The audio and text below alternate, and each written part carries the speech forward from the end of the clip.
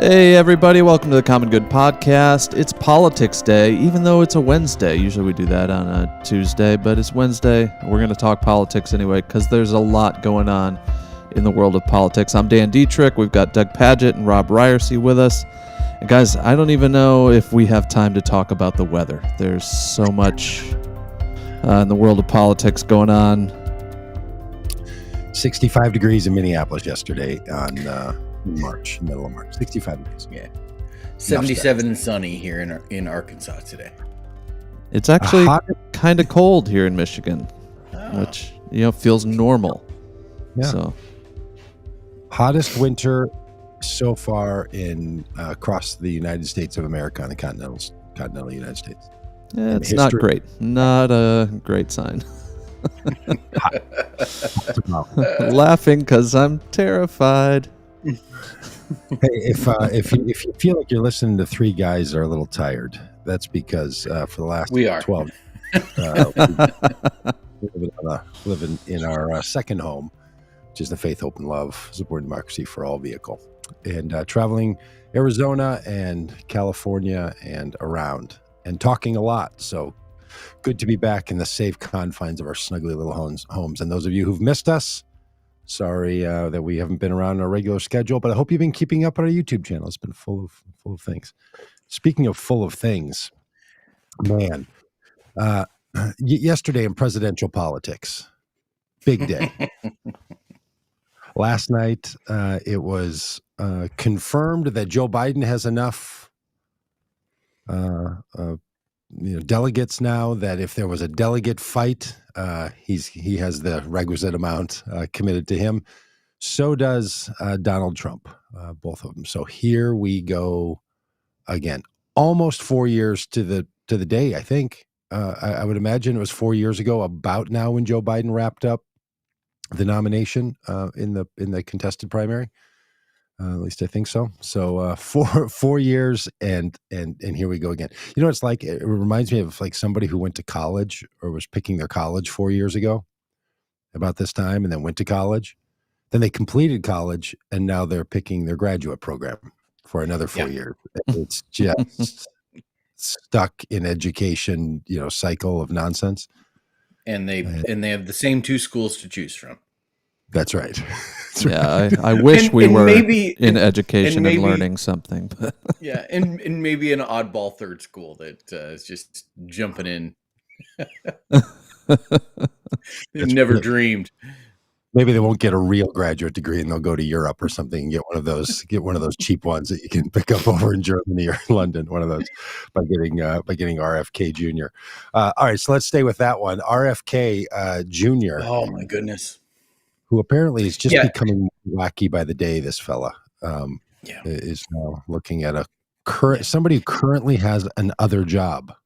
Yes. So there's been conversation about who Robert Kennedy Jr. will choose as his running mate. And in addition to this, there's been a lot of flirtation with him and the Libertarian Party, which would get him ballot access in most states, which is a significant challenge when you're running as an independent. Yeah. So apparently he had conversations with Rand Paul, who said no.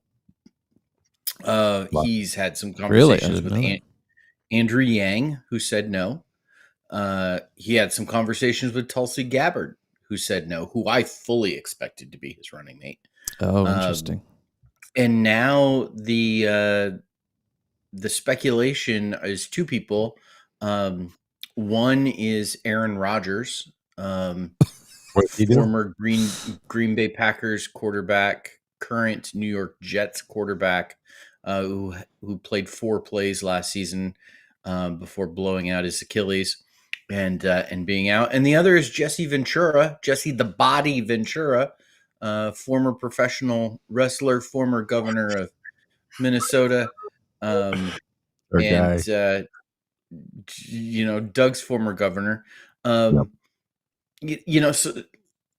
like RFK Jr., certainly not a politician, but comes from a political family. reaching outside of, the conventional political world, bringing in well-known anti-vaxxer and MVP quarterback Aaron Rodgers, and well-known conspiracy theorist, former professional wrestler Jesse Ventura. Yeah. Wackadoodle. Now, any word if he's reached out to Robert Downey Jr. so we could have RFK Jr. and Robert Downey Jr. on the ticket? Because I think junior ticket would be the junior ticket for the junior vote. For the yeah. Apparently, apparently, advantage of this yet. He really good. Yeah. Apparently, KennedyRogers.com has been purchased. Now, that could be, someone cyber squatting, or it could be someone with the Kennedy campaign. It wasn't you, Rob? You didn't No. purchase it? No, I did not. Though I wish I had thought of it. Yeah, I don't know. Are we not taking this seriously? No, I'm not taking it seriously. But if you are, please No. take it as seriously as you possibly can. No, totally. Do you think there's any serious threat? I mean, I think Robert Kennedy. Now I've got Robert Downey Jr. in my head. Robert Kennedy Jr. is just showing himself more and more to be someone that people are just not going to take seriously. I mean, are there 10,000 people who might vote for him in each of these states? Yeah, for sure. For sure. Do you think there's any more serious threat than this? I don't know. I mean, when we've got two presidential candidates that there are serious questions about their frailty, their ability to stand up and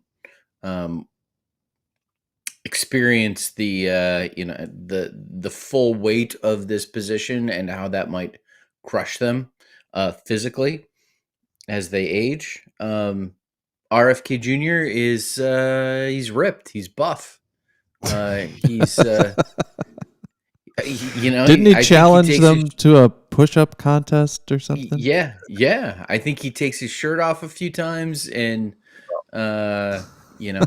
if he was running for editor of Men's Health, I would give him the hands down, hands up, right? Yes, yeah. he's got it. Yeah.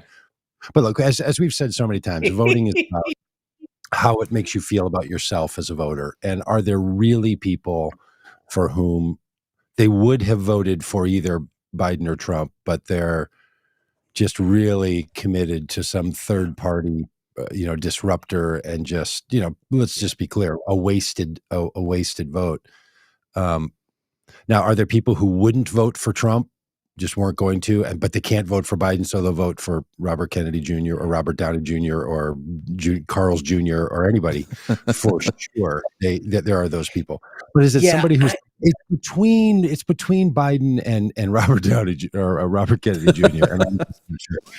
I don't know. I just think it's this stuff. It was the same way with the other spoilers, as we've talked about, whether that was Nader or it was Jill Stein. These are people who weren't going to vote for the two candidates anyway. Instead of leaving it blank or writing in Mickey Mouse, they picked up somebody. But I just think they're factored in already, in my own view. But because the margins are going to be so tight in a few of the states where it really matters. I guess there's something here. It just seems to me that people not going to vote or sitting it out because of their own impulses has more power than Robert Kennedy Jr.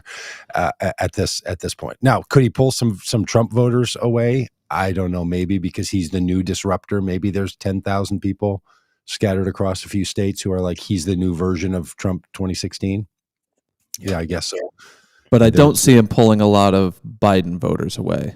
Like, if you're mad at Biden about his response to Gaza, RFK Jr. isn't your guy either. Yeah. And if you're one of these like William F. Buckley serious-minded conservatives who, can't imagine voting for Trump, I don't know, Kennedy doesn't have any kind of attraction to those folks. I think he's more likely to to pull away the strongly anti-vax conspiracy theory folks who, as Trump. There was even I saw an article this last week about how Trump posted something during the State of the Union address about how he should be given credit for the vaccine, and Trump was just lambasted on Truth Social by his own supporters for really? that. Yeah. Because all his supporters are anti-vax, the vaccine that he and his administration pushed through. Speaking of Truth Social, the arms of people in the in federal employment. Yeah. Speaking of Truth Social, the owner of Truth Social, the former president of the United States, is maybe putting Truth Social on the old sales block to help pay for his legal his legal judgments. He met with Elon Musk last week and asked him to reportedly asked him to buy Truth Social. Doug, if you had the opportunity to buy Truth Social, would you buy Truth Social? When Trump goes to Elon Musk, is like, hey, Elon, I need money so bad. I don't have a lot to sell you. I could sell you my bug-infested Mar-a-Lago. But the way I've tried to drive Truth Social into the ground, Elon, I think you're the guy to really take the reins.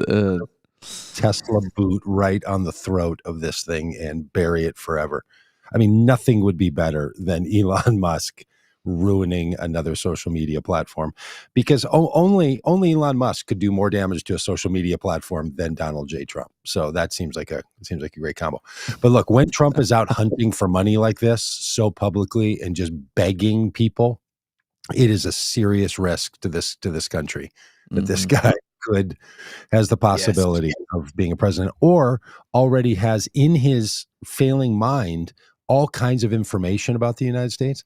I heard Michael Cohen in an interview that really startled me. Now, I've never thought highly of Michael Cohen and have never really given too much credence to the things he said. But when he said his view of Donald Trump is that if he's prosecuted at a federal level especially and convicted, that he will take the documents that he still has in his possession or the knowledge he has and fight back to hurt the United States. Michael Cohen's words were, if Donald Trump is hurt by the United States, he will hurt the United States. Yikes.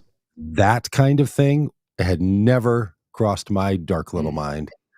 And when Trump is going around, not only talking to Elon Musk, but talking to other foreign money sources, it is a really dangerous situation that's going on. And whatever goes on with the CIA or whoever pays attention to communications of former presidents, I hope they are in deep focus on who he's meeting with, who he's talking to, and what is going on. Because when you're facing criminal charges like he is, and you're dead out of money because of the fines that have come to you already, and now your liberty's at risk, it's just really, it's really, really serious. Well, and you've proven over and over that you don't actually care about the American people or the Constitution, America in general, that you're willing to do anything for a buck or a bump on social media or whatever.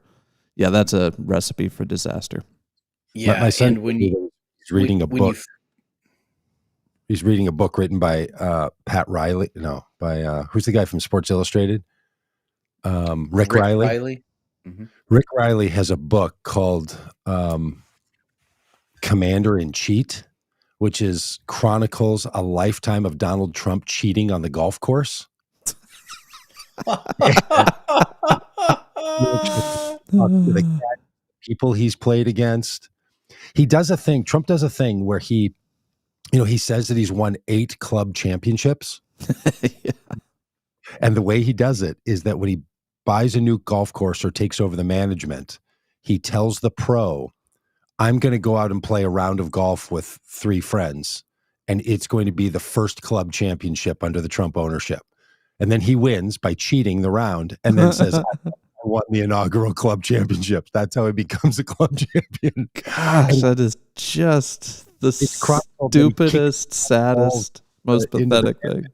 Yeah, it's a lifetime of this, of just cheating and cheating and cheating. So Whether it's cheating on your wife, cheating on your taxes, cheating on the golf course, or cheating on America, this guy is as consistent as they come. Unbelievable.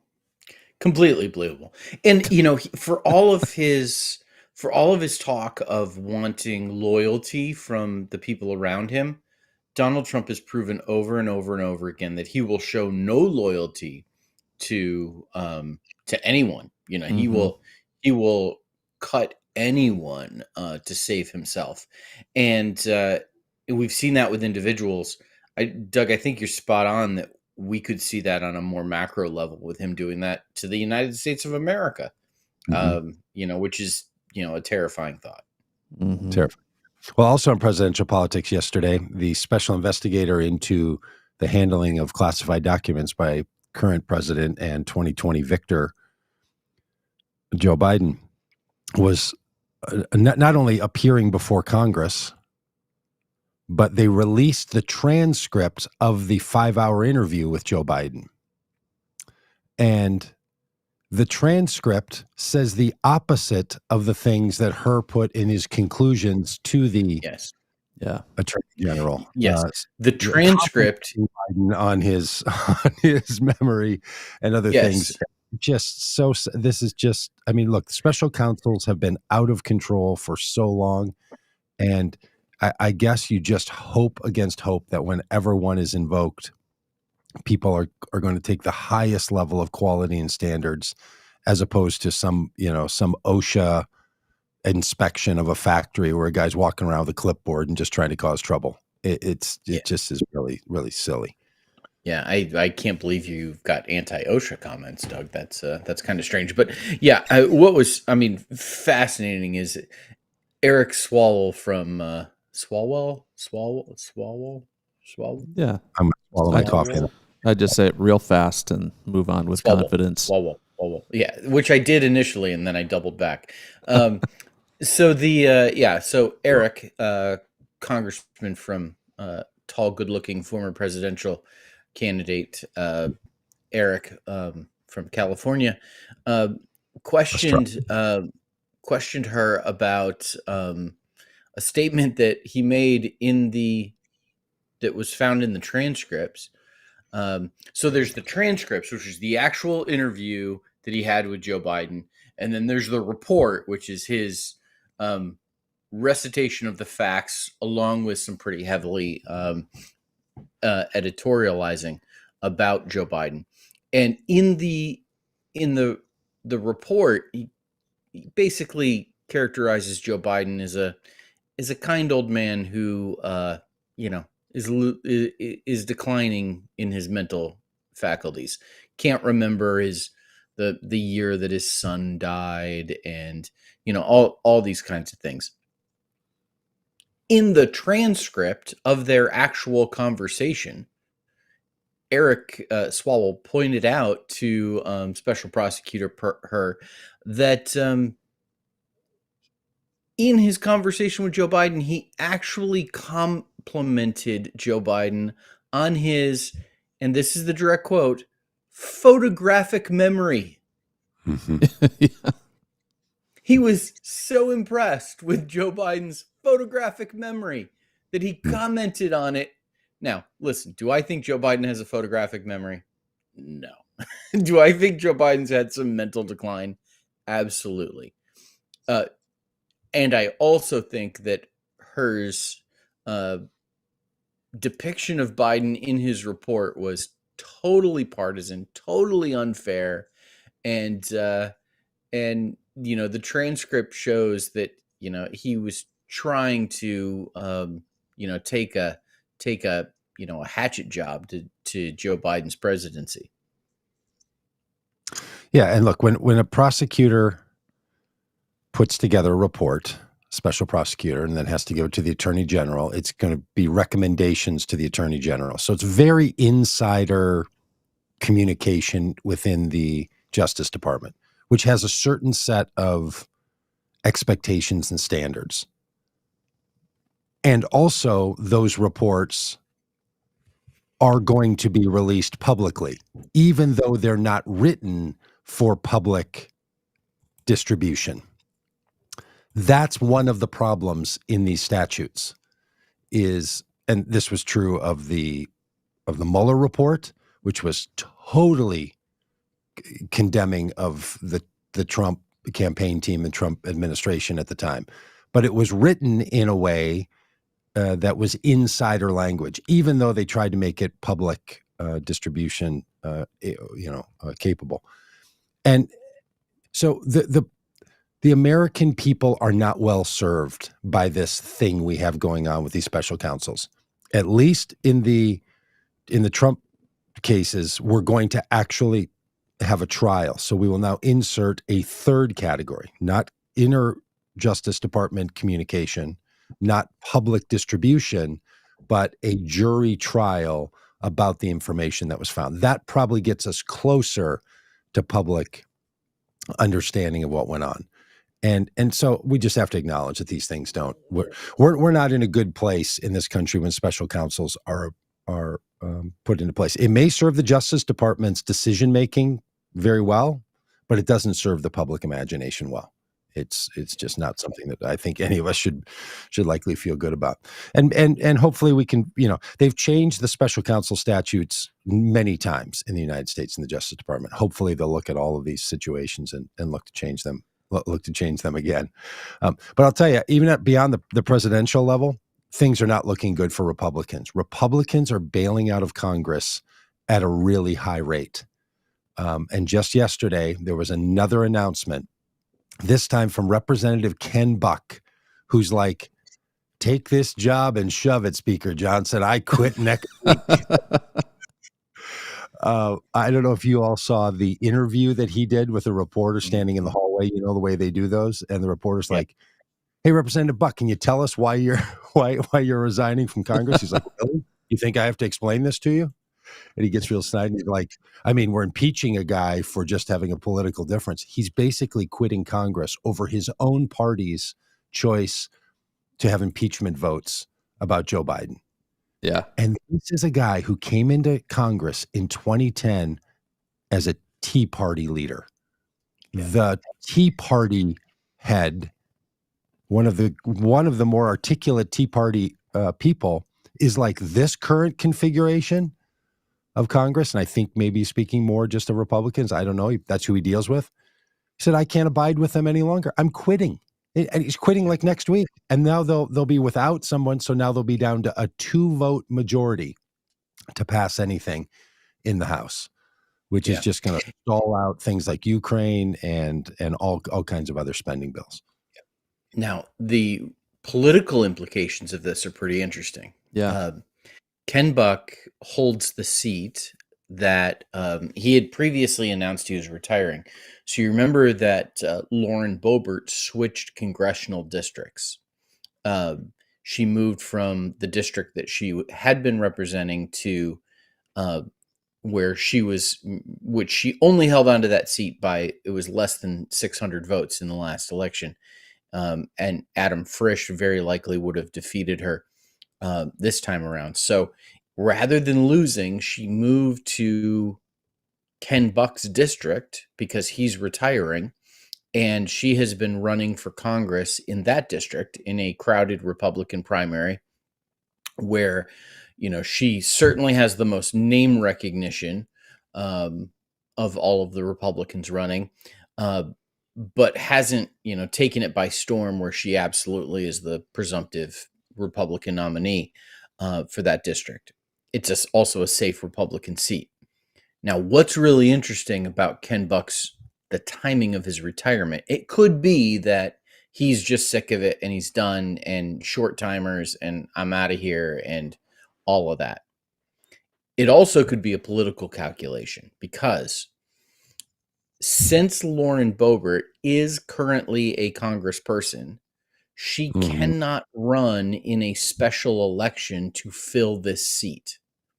So if the Republicans want to have a special election before November to fill this seat to help increase their very slim majority, Lauren Boebert would be ineligible to run in that, which means come November, she would be running against not November, but come, I think it's August when Colorado has their primaries. She would be running against an incumbent for that seat, and incumbency is like something like 91% of incumbents win, continue to win. Incumbency gives a huge political advantage, and so she would be running against an incumbent. Or she can roll the dice and resign herself, right, to run in the special election. Yeah. It's, it really feels in some ways, and that Ken Buck is not just, putting the screws to Mike Johnson, but he's also putting the screws to Lauren Boebert on his way out the door, which is really kind of enjoyable to watch. Kind of love it, yeah. Yeah, you remember back, I don't know, 10 or 15 years ago when phones were first around, you could send videos and people would send those Rickroll videos where you'd be watching something and then all of a sudden it would be that that musician. Rick Astley. Yes. Never gonna give you up. He's just Rickroll. Dan, we just went full on there together. That was awesome. He's like a boy band. He's just full on Rickrolling both of them right now. He's just got them in a total, and then walking out the door, with a wave. I think this is important on, as you say, like it could actually mean that Lauren Boebert's going to resign her seat now, and that'll drop them down to a one vote majority for some period of time until the special election is completed and all the rest of this.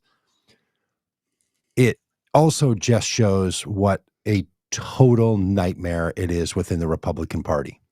I know for a lot of us, we feel like the Republicans are holding together and all these people are behind Trump, but actually in Georgia yesterday in the primary, after which Nikki Haley had paused her campaign, she still picked up tens of thousands of votes from people in Georgia that were like, I'm with Nikki Haley. I mean, I don't want Donald Trump so bad.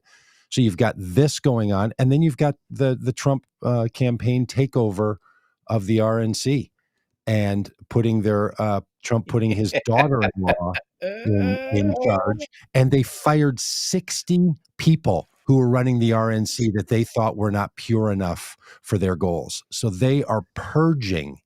And I think this move for insiders in the Republican system could be a real problem for them.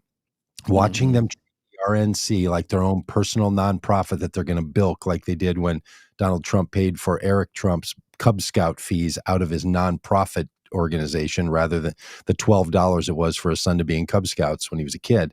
They're going to do the same thing to bilk the RNC to pay all Donald Trump's legal bills and to serve as nothing to be supporting other candidates running for office around the country. And I think a lot of Republicans are going to really have a problem with the new Trump level purity tests. And frankly, it's going to hurt candidates who are running in other races. And if those candidates are in Arizona, Georgia, maybe North Carolina, Wisconsin, Pennsylvania, and Michigan, it could put a real damper on Republican enthusiasm and turnout in those districts for people to come out. So the adage, everything Trump touches dies, is so true, whether it's casinos or steaks or some fakey little college or, the presidency. His campaign, they're just going to be demolishing the infrastructure that is the Republican National Committee and the Republican Party as a whole. Yeah. There's the 60 staffers that were fired. It seems like they were fired over loyalty, rather than competence, and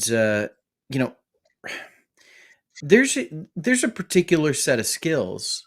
There's institutional knowledge. There's, things that go along with, working for an organization. Any organization that guts 60 staff members loses significant ability to function at a high level until people are brought in who are trained, who are knowledgeable, who are experienced and competent. And so, could they swap out these 60 people with 60 even better people? Sure, that's conceivable. Theoretically possible. Yes. It's like, I can think of that as an idea. Is it likely to happen? Not with these people. This is a group of people that have shown like their inability to hire competence. They're like, it is nepotism all over the place, including, right from the top here with Laura Trump, becoming the co-chair of the RNC.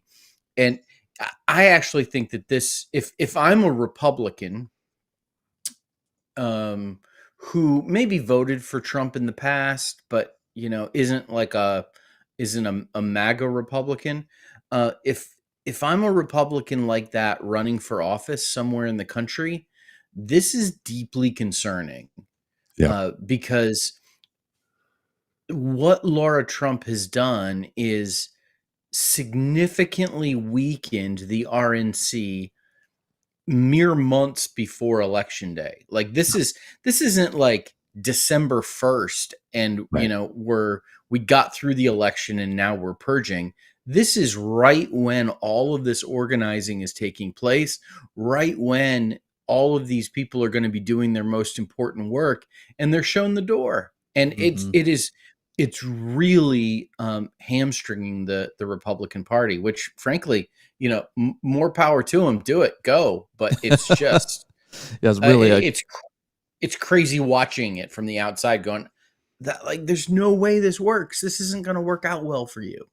It's a gift to the Democrats, especially in the long run. Like the more the party mechanisms consolidate around Trump, the more fragile the whole thing is for them. And you're seeing the moderate Republicans run for the doors. Yep. When the not even the moderates. I mean, just when we're Tea calling Party. Ken Buck, when we're calling Ken Buck a moderate, that's really something, right? Yeah. It's the non maybe the principled. It's I don't know what. Yeah. It's just non-Trumpy ones. I mean, I just think it's boiled down to that. He is the new litmus test inside this world, and that's that. And the people that they fired at the RNC include, I mean, there's 60 people or more, but it includes the people who were doing any kind of outreach and community organizing to non-white communities. Those people are gone. Oh, and wow. my bet is that they're not just firing them only over loyalty, they are, but also to reduce cost. Yes. So you can drop 60 people, then not replace them or replace them with 23 people. You saved a bunch of money, so you can now use that money to pay your lawyers for the fees that you've racked up previous to whatever point the RNC had to stop paying Trump's bills. So my guess is, and this picture you have up here, Dan, on the screen for those watching on the video version, is Laura Trump holding up a check. Is there any way you could zoom in on that check, or do we know what's on that check? I was trying to do that earlier, and I was like, it's a check from Elon to purchase Truth Social. Yeah, for $126. Or is that check to a porn star payoff? I don't know what that check is for. I mean, it could be, right? It could be a check to somebody to keep them quiet about the illicit affair that he had with a adult film worker. I don't know. Very well.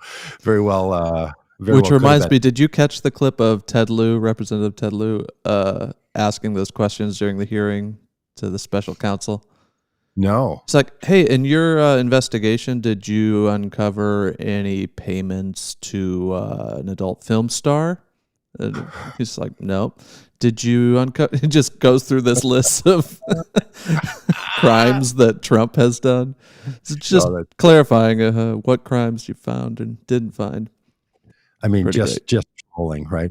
Yeah. Hey, the other big player a lot of people are worried about in all this is presidential politics in the next few months is the influence of China, and specifically through TikTok. So today, I think the House is going to pass a bill that demands that TikTok divest from the Chinese ownership in some variety. And who knows what's going to happen at the Senate, but it could be that we actually people actually lose the ability to access TikTok in the United States because of congressional action, which is really rather remarkable to think this. And even if that doesn't happen, which would be, I wouldn't care personally about any of that. But the U.S. intelligence agencies are saying that China has intentions to push the divide in the United States, maybe even beyond just what they're doing with TikTok, and how their algorithm is designed to push competing ideas into the population in order to create greater divisions. So, I mean, TikTok could be gone, and the U.S. intelligence agencies are deeply concerned about China's influence in our elections. Yeah, according to the annual threat assessment report, this is from the article we're referencing here, China's desire is, quote, to sideline critics of China and magnify U.S. societal divisions, end quote. Could spur it to meddle with this year's elections. The 40-page report was originally published in February, just released. China's propaganda arm, the report said, has used TikTok accounts to target candidates from the GOP and Democratic parties during the last midterm elections. It added that China's propaganda actors, quote, increase their capabilities to conduct covert influence operations and disseminate information. So they're pretty concerned. And why wouldn't China do this? With whatever capabilities and whether it's through TikTok or just fake accounts on Facebook, why not? Yeah, I look. The United States is involved in all kinds of influence campaigns in other nations. We do that in many ways from this country. China and Russia and other nations do it all around the world as well. But when the U.S. intelligence agencies are going public about these kinds of things, that tends to ratchet up the fear that people have that their actors are really going to be engaged. And I don't know what the Senate's going to do. I mean, I don't know if senators are going to just put their finger in the wind and say too many people like TikTok and we don't want to anger people who would lose access to TikTok. But TikTok has the entire time that I've known of it, it's been talked about as something that China is specifically using for its own purposes. And people don't care in the United States, frankly. I mean, they just do not care. They're going to use it anyway and just think the people that follow me, whatever. I mean, people do with TikTok, whatever they do with TikTok, and they're not concerned about, what the ownership of TikTok's real agenda is around all of this.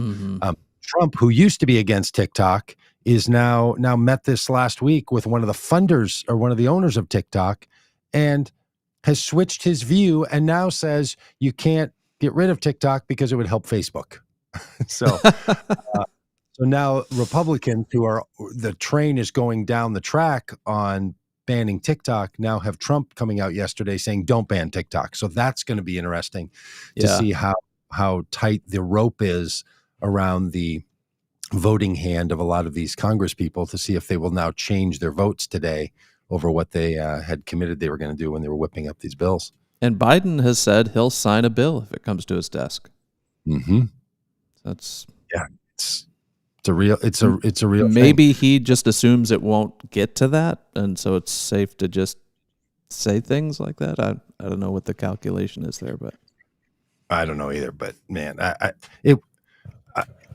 I guess I just think it's a problem. They should probably do something about it. And I don't even know why. I don't use it. I'm an organization. If you're on TikTok, if you use TikTok, be sure to follow Vote Common Good. Because we're just use all the platforms, of course. We even use that one that's been driven into the ground so severely by Elon Musk. We still utilize that. And we try to be in all the places, of course. Yeah. But if TikTok goes away, I don't know. It seems like there'd be a lot of free time for a whole lot of people or maybe they just go over to Shorts or Threads. Right. Threads. I remember and it does seem Threads was the thing. I'm still on Threads. I'm surprised you're not enjoying it. It's great. I'm on Threads. Yeah. It says the Twitter guy. You would be. we're getting half support from the Twitter guy. Fair enough. I'm not a TikTok user. The TikTok users that I know, like they're not all like 14-year-old girls. TikTok is like 16-year-old super popular, and this just seems like the people that use TikTok that I know love TikTok, swear by it, and I don't know. This seems like such a ridiculous boogeyman to go after in my mind. And maybe there's something there. I don't know. But come on. Yeah, it seems to me there are the way real to problems in this country. Yeah, it seems to me the solution to this isn't to play whack-a-mole with whatever apps we don't like who's running them, but to educate people on how to recognize misinformation when you see it, and we do need some regulations in place about what age you can access these apps. Like there's so many studies saying, for the love of God, please keep children off of Instagram, off of Facebook, off of TikTok, because it is damaging our children. So we do need to have those conversations, but I don't know that this, like banning TikTok over these concerns, is really going to help. Yeah, I don't think they're banning it because it's bad for kids. I think they're banning it because they believe that it is a Chinese intelligence agency asset, and it exists primarily not to make money, not to be the social media future, but to influence political outcomes in the United States and elsewhere. That's the theory. That's the argument, that it is directly China's action to be involved in our democracy in ways that are counterproductive. So that's what they're the people who are opposed to TikTok are saying, at least at this congressional level. And that does remind us of the global issue, and it is so heartbreaking that we still have to talk about what Israel continues to do in Gaza. And it's been interesting to see a transition from the Biden team around how they've been approaching this. They're now leaning in very hard and are beginning to take a counter approach to what Israel is doing, especially what Benjamin Netanyahu goes by Bibi, what Netanyahu is up to, because what has seemed like a unshakable bond between the United States and Israel's security seems now to have run its course. And the fact that there's headlines and public outings that have the Prime Minister of Israel and the President of the United States clashing with each other in public spaces, I think is a good thing, because the United States cannot continue to give just blanket support to the actions of Israel. They have shown themselves to not be trustworthy with that kind of support. And what they continue to do in this, what I think is just an unreasonable attempt to try to drown out every single person connected to Hamas in Gaza, is totally and completely unreasonable and immoral. And they continue to do it. So I'm glad to see Biden get around on this one. I know people are going to say that they're only doing it because of political issues, but I think it runs much deeper than that. I think there's all kinds of reasons why the Biden administration is not going to continue to put up with what Israel's doing. Yeah. And frankly, if the president and his administration are bowing a bit or bending a bit because of political pressure from the ceasefire now folks, from the percentages that are voting for uncommitted in the Democratic primary, excellent. Like that's people exercising their rights to redress their grievances and pressure the government to do what they want. Like fantastic. Like that's good. I'm glad to hear him listening. Frankly, I wish that wasn't necessary, but because he led on this from the beginning.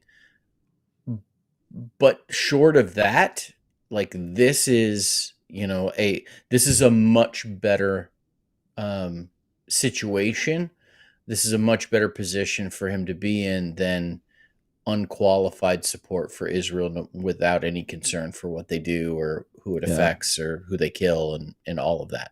So I'm like, is it too little too late? I don't know. It might, maybe. Do I wish this had happened months ago? Absolutely. Right. But I'm glad it's happening now. Yeah. And I get the sense that behind the scenes, the Biden administration had been working to pull the reins in, playing nice, doing the usual things, back channels, hey, cut this out. And that didn't work. And so then they had to go public.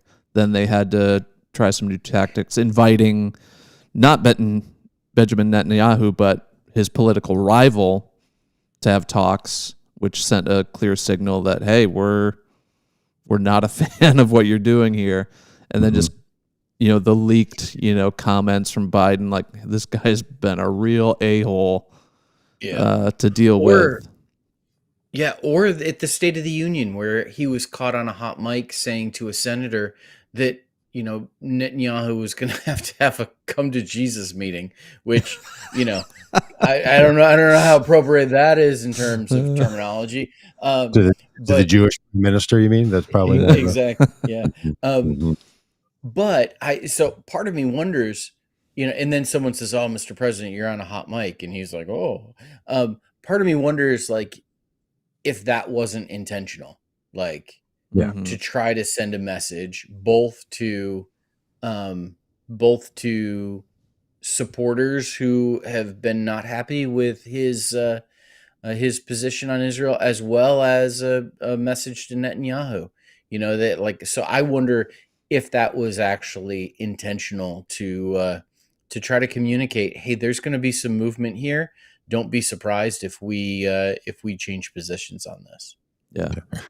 And look, the response from the spokespeople for Benjamin Netanyahu is that the Biden administration is seeking to undermine the Netanyahu government. Okay, so a lot going on there, right? Similar to the conversation we were just having about China's influence in the United States. This is one of the things that global powers do. They influence the viability of other governments. This is constant and going on all the time. And I know for a lot of people, if they don't follow this closely, they just recognize the United States of America supports Israel, and it feels like it's blanket. But the animosity between the Biden administration and the Netanyahu government has been serious. They do not like each other. They do not trust each other. And only the murderous acts from Hamas and the capturing of these hostages who are still being held is what puts some of that on the back burner. And now that's moving back to the forefront. So the disregard that these two men have for each other and that these two governments have for each other is significant in the context of the United States supports Israel. But this particular government that Netanyahu has put together to keep him back in power so that he doesn't go to jail when he's out of office. He's faced the very same thing that Donald Trump is facing, where he's been charged with crimes. He's going to be convicted of those crimes. The only thing keeping him out of jail is that he's currently the functioning prime minister of Israel. And when he's done with that, he is likely going to jail. So there are so many factors going on here. And people think that the Biden administration is just all in with Netanyahu. They are not, and never have been, and have never wanted Netanyahu to be the leader of Israel.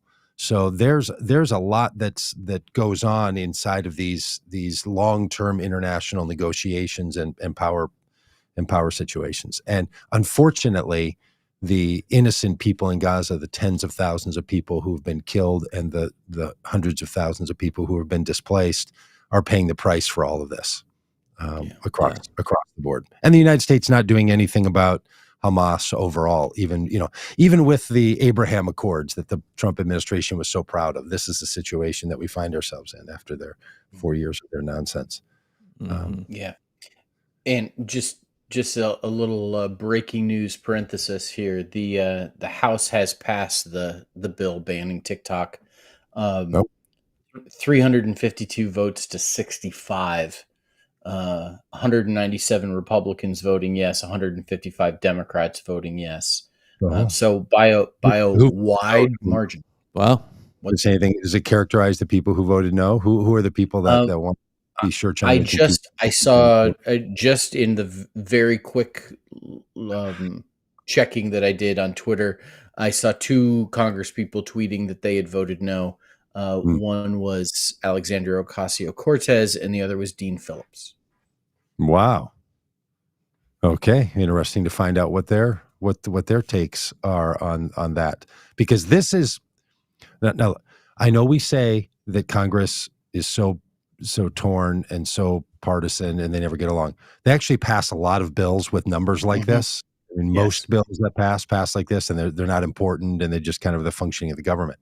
But on a hot take issue like this, to have this kind of bipartisan support, that's a big deal.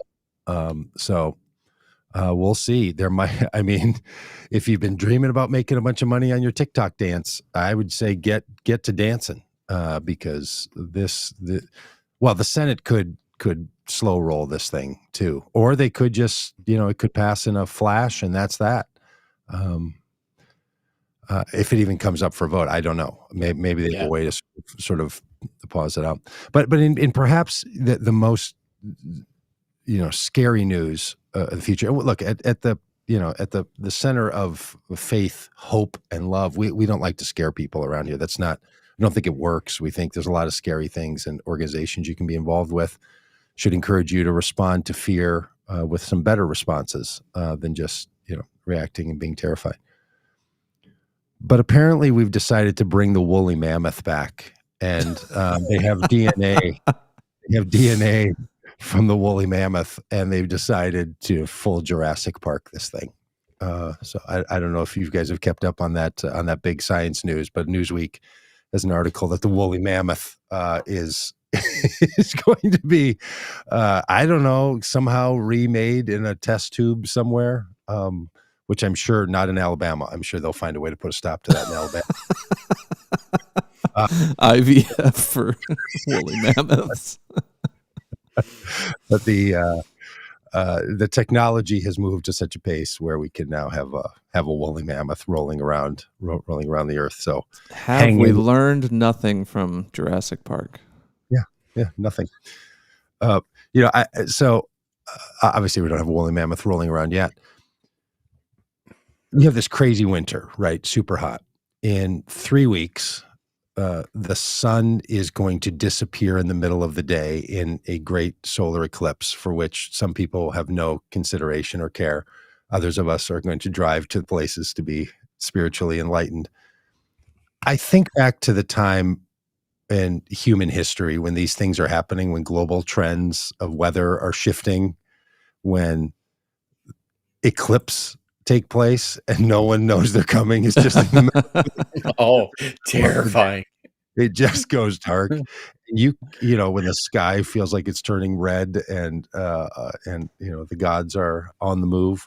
All of those things are happening. At least now we have a little bit more scientific knowledge. And I'll use that as a little plug that if you're interested in joining us to experience the eclipse together, we're going to be in Eagle Pass, Texas, which is just west of San Antonio. So if you can get yourself to San Antonio, we'll pick you up at the airport and bring you out to Eagle Pass for 2 days with astrophysicist Paul Wallace, our buddy around here. We'll be talking with tomorrow. And have a chance to experience the eclipse together. So you can go to votecommongood.com and do that. And then if you want to stick around and go for a border experience, we will be going into the towns of Laredo and Eagle Pass and Del Rio and finding out what's really going on at the border and having some border experiences. So and then we're doing the same thing in Arizona, not an eclipse, but a border experience. And we're going to be meeting with some candidates and doing some other work in Arizona in April. So if you're up for joining the Vote Common Good crowd and you want to be inspired and hope-filled, we'd love to have you do it. Yeah, and you can get this kind of conversation, live and in person. That's true. It's true. I mean, you have to know it's different when you're at home and or on the toilet or wherever you watch this, and you can just pause it or stop it or scrub forward if it's already been mute it. Imagine being trapped in a bus with us for hours on end. We drive ourselves crazy. No getting out. It's just full on. It's just full on exhausting. But we would love to have you. And if you're a regular podcast listener, Robb was on a podcast with Robb. Tell us about the Atheist podcast you were on. That was the highest downloaded episode. Yeah, I did. I had the opportunity to be a guest on the Freedom from Religion Foundation podcast, Ask an Atheist, where, I mean, interestingly named because I don't consider myself an atheist. And I think it was the atheists asking the questions. So oddly named show, but I had a great time, great conversation. And talking about evangelical support of Donald Trump and understanding that. And so great conversation. You can search it up, as Whimsy would say, and not because she doesn't say Google. Search it up and find the Ask an Atheist podcast. And it's on YouTube. It's on all the places where you can listen to podcasts.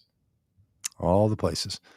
And I was on the Chris Hayes podcast yesterday. The one that dropped yesterday, we recorded a week or two ago, and that one went very well. So if you just want more of us in your ears, go to Ask an Atheist. Whoopee that one up, and Chris podcast from MSNBC. I know we're winding down, and I have another meeting in 2 minutes that I need to be at. Listen, if they're putting out a story that they're going to genetically engineer a new woolly mammoth, it's already happened. It's already happened. They've already done it. There's probably a few roaming around a pen somewhere, right? Right. Huh. I don't know. That Dolly the cow thing that they did, I feel like that was a one-off. Sheep. Was it sheep? Sheep. Yeah, that's what they want you to think. So yeah, maybe it doesn't feel like the geneticists are. I see a lot of sheep that look very similar. Is all I'm saying. Can't tell one sheep from the other. The sheep may know my voice, but I don't know theirs. I can't figure how that works. All right, so hey, that's probably good for today. I'm going to be away in Mexico on vacation next week because hey, here's the thing: you can just go right into Mexico if you're an American, and then just come right home. Nobody even stops you. Open borders apparently in Mexico, and it's a country. Works out great for people. You go in, you do your business, you come out. That's that. So I'm going to be doing that next week, not for the work that we're doing for the border experience. That's in April. This is just sitting on the beach. Sitting at the beach. So I'll be away for a week or so, but other good things we keep rolling here in the channel. So keep up with us and be sure to hop over and follow us on TikTok before it goes away, because that's barely going to happen now. All right, is that good? Yep. Thanks everybody. That's good. Chat. Peggy Yabbits, Daryl, Darley. I feel like there's some new ones. Oh, we had the uneven Nancy, carport 3. Alex, Rain, Michelle, appreciate all of you. Antonia, and share with family and friends. Nothing says I love you like sending somebody a live stream or podcast they don't want to listen to. Rain, Bill, Michelle. Yeah, we had some new people in the chat. Great to see y'all. Yeah, and we'll see you next time. Okay, bye.